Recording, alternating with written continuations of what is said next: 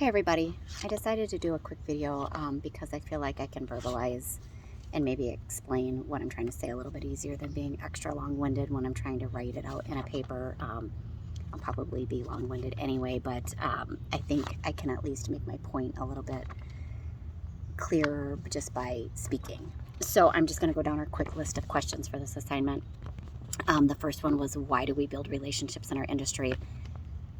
I think we have to build relationships in any industry, but particularly with the equine industry, you never know when you're going to need help. And I feel like there are so many different people that have all different levels of experience. And I've had horses now for almost 20 years, and I still feel like a total rookie. There are things I stumble across almost daily that I have never seen before, and I have zero experience with it.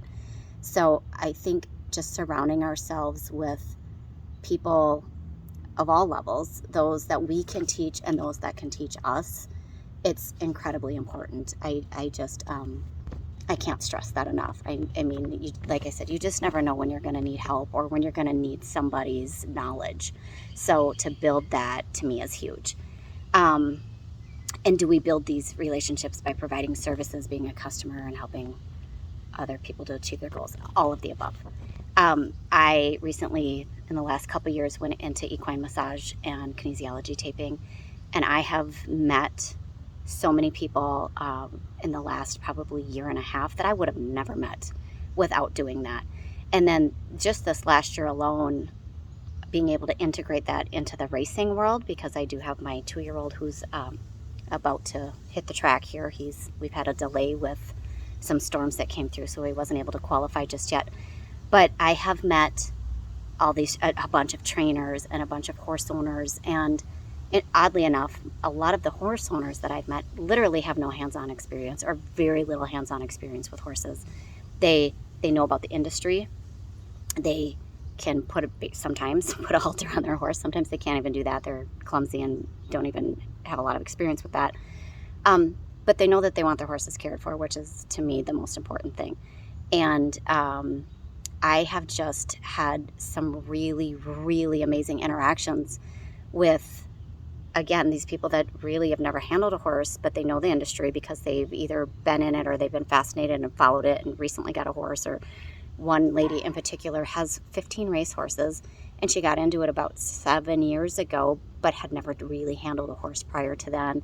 And she still doesn't do much handling, and she's got like 3 or 4 different trainers that have all of these horses for her. So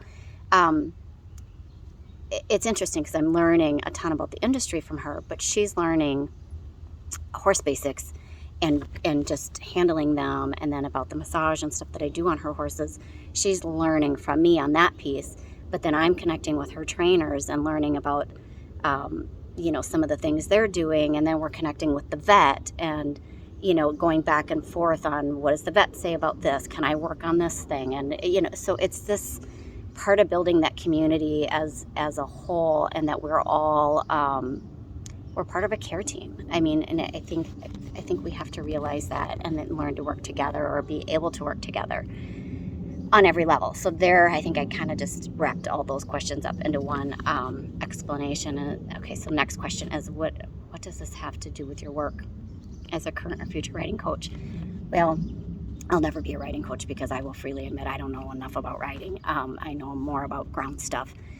And however, I can work alongside riding coaches and help make sure that the bodies are balanced, and that the horse is performing to maybe its peak, that whatever its ability is.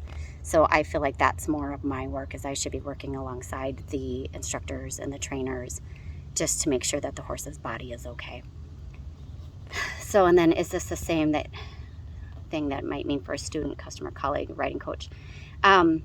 Yeah, I just feel like it all goes hand in hand. And again, my role is to work with all of those people and help them maintain their horse's body and things like that. But and just to maintain the relationships and keep building on that network and the connections. And then, what things do you value in an equine professional? Compassion, patience, and the willingness to learn, and the willingness to accept information that there's so much I don't know, and I just want to absorb myself, or absorb as much information as I can. So I try to surround myself with people who have a ton of knowledge in a variety of different areas, because I just don't think I can possibly learn enough.